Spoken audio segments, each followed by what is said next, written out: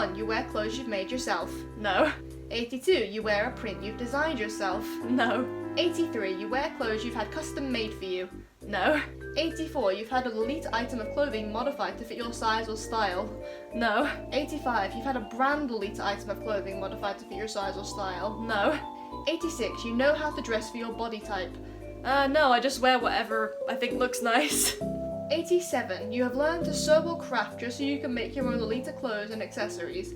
Well, I learned how to sew so I could fix a bow that had come off one of my dresses, and sewing has come in handy for that purpose ever since. But I did learn how to craft so I can make my own kawaii accessories, so I'm gonna count that point.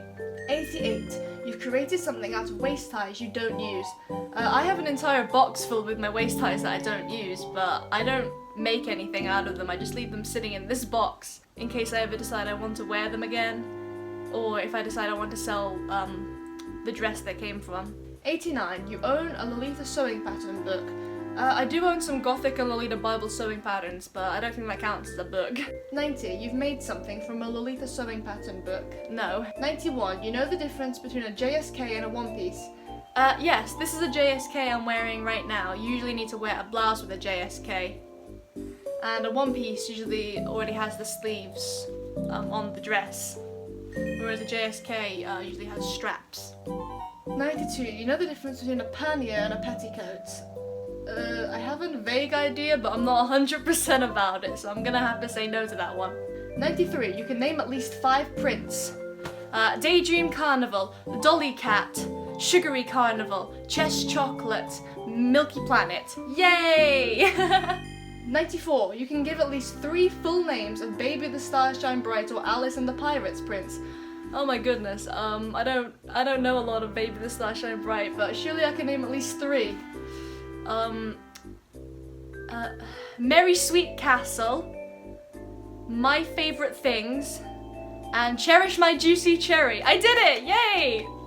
I think that's the only 3 I actually know the names of as well, so yay! 95, you can tell which items are from which brand just by looking at them. Angelic Pretty definitely, Baby the Stars Shine Bright and Alice and the Pirates about 90% of the time, so I'm gonna give myself a point for that. 96, you can tell which items are from which brand just by looking at them even if they're not a print. Not quite. 97, you can tell which year a brand piece came from just by looking at it. No, I'm not that good yet. 98, you have felt old because someone pointed out how many years it's been since the release of an item you remember coming out for the first time. No, not yet. 99, you've picked up a hobby that would be considered appropriate for a lifestyle Lolita.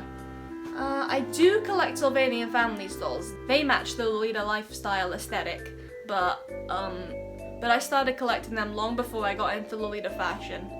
So I'm gonna have to say no for that one. I don't really think I have any other relevant hobbies. 100, you consider yourself a lifestyle Lolita. Yes. 101, you know how to wash your Lolita clothes. Well, I would hope so. 102, you know how to wash a wig. No, I don't own any wigs.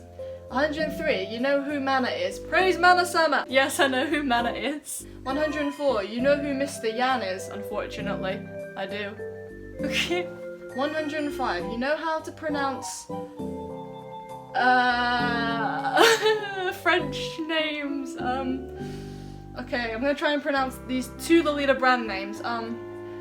Moi-même-moitié and Metamorphose Tundi Fear.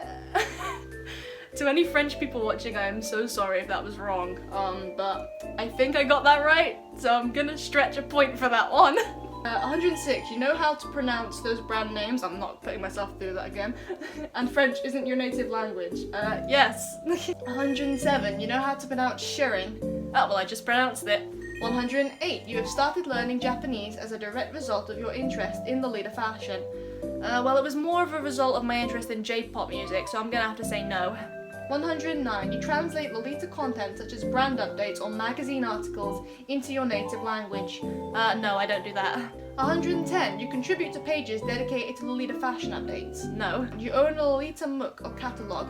Yes, I own some Gothic and Lolita Bibles. 112, you own a Gothic and Lolita Bible. Yes. 113, you own every single Gothic and Lolita Bible. No, I don't own every one. 114. You own another printed magazine that features Lolita fashion. No, I don't. 115. Your picture is in a printed magazine that features Lolita fashion. No. Unfortunately, I'm not that famous. 116. Your picture is in a printed magazine that features Lolita fashion because you modeled for a brand. No. 117. Your picture is featured on the website or social media of an online platform that features Lolita fashion. Not that I'm aware of, no. 118. You wrote an article that was featured in a printed magazine that featured Lolita fashion. No. 120. You have done a school or work project or presentation about Lolita fashion. Yes, in my business marketing class. We had to write a report about a product from any brand of our choice, so I chose what was Angelic Pretty's latest release at the time, which was Wonder Patisserie, and I passed. Yay! 121. You have been interviewed for a newspaper, magazine, or online article for wearing Lolita. I have, but not for wearing Lolita fashion. 122. You've been interviewed for a newspaper, magazine, or online article that features primarily Lolita fashion for wearing or participating in Lolita fashion. No. 123. You've been featured on non-Japanese TV for wearing Lolita. No. 124. You've been featured on Japanese TV for wearing Lolita. I don't think it was because I was wearing Lolita, but I have been on Japanese TV while wearing Lolita. So I really want to stretch a point for that one. I'm gonna take that point. 125. You cried when Gothic and Lolita Bible went out of print. Call me heartless, but no, I didn't cry. I was sad though. 126. You shared an upset "Lolita is dying" post on your blog or social media. No. 127. You pointed out past wrong instances of "Lolita is dying" on someone else's "Lolita is dying" blog or social media post. No, those kind of posts make me sad, so I try to avoid them. I really hope Lolita's not dying. I don't want the fashion to die. This fashion is my whole life. I live and breathe Frills! 128. You've seen Kamikaze Girls. I want to, but I haven't yet. 129. You have read Kamikaze Girls. No, I haven't. But again, I want to. 130. You actively seek out other films, books, or comics that feature Lolita fashion or characters. I have googled Lolita idol groups in the past to see if that existed, and I was pleasantly surprised. I actually discovered one of my favourite idol groups doing that. So, not so much films or books, but I do like to find music videos and pop groups that feature Lolita fashion. 131. You've met a Lolita you didn't know whilst out about town. Yes, back when I was first considering getting into the fashion, I saw a sweet Lolita and I followed her into a shop just so I could ask her more about the fashion. A couple of months later I began to get into the fashion properly, and we met properly for the first time, and we're still good friends to this day. 132. You have met a Lolita. You've met a Lolita you didn't know whilst out about town and in Lolita yourself. No. 133. You've met a Lolita who is well known online or social media. I don't think I have. I mean, I might have at some point, but no one that I follow. 134. You've met one of your favourite Lolita designers. No. 135. You've met a famous Lolita model. No. 136. You've met one of your favourite Lolita authors. No. 137. You've met one of your favourite Lolita illustrators or artists. No. 138. You've met the editor of one of the printed magazines featuring Lolita fashion. No. 139. You've met a Lolita celebrity, any of the above types, for the second time and they remembered you from your previous meeting. No. 140. You've been made an official Lolita or Kawaii ambassador for your country. No, at least not yet. Now, wouldn't that be cool? Kawaii ambassador for Scotland. Let's make it happen. Konako for Scotland's Kawaii ambassador. Konako for president. Konako for queen of the world. 141. You've made friends through Lolita. Yes, I've made some lovely friends and met some really lovely people through Lolita fashion. 142. You've made friends in foreign countries through Lolita. Not yet. 143. You've dressed a friend or family member in Lolita. Sadly, no. Most of my friends already wear Lolita fashion anyway. 144. You've converted an interested friend to Lolita. I think so. 145. You've created a Lolita Valentine. No, I haven't. 146. You've had a Lolita Valentine made for you. No! 147. You've linked your friend to a sale or auction site for their dream dress. I have actually, yeah. 148. You've celebrated International Lolita Day. Yes. 149. You have a separate Facebook profile just for Lolita. No. 150. You're known by a different name when you wear Lolita. Koneko is my idol name, but I don't have a specific name for wearing Lolita. I just go by my real name when I wear Lolita, or Koneko, whichever one works, because I wear Lolita for both everyday stuff and idol stuff too. But no, I don't have a specific Lolita name. People just call me whatever they want generally. Or the weird anime girl. I'm known by a lot of things. 151. You've twinned with someone. Yes. 152. You've tripleted with people.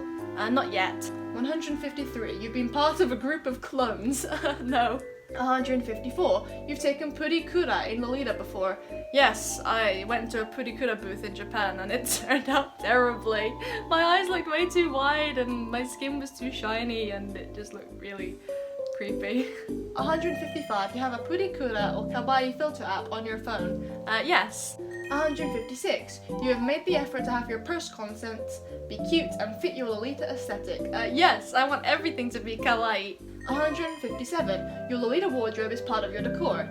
Yes, I have dresses displayed on the wall, bags displayed on the shelves. I don't even have a proper wardrobe, instead I just hang up my clothes on pink rails so my clothes are always visible and on display. 158. You've decorated your household room to match your Lolita wardrobe. Obviously. And I have my own frilly Lolita den. 159. You regularly visit children's sections in shops and search for accessories or decor. Yes. 160. You have a pet that fits your Lolita aesthetic. Not at the moment, but I'd like to get a cat at some point in the future.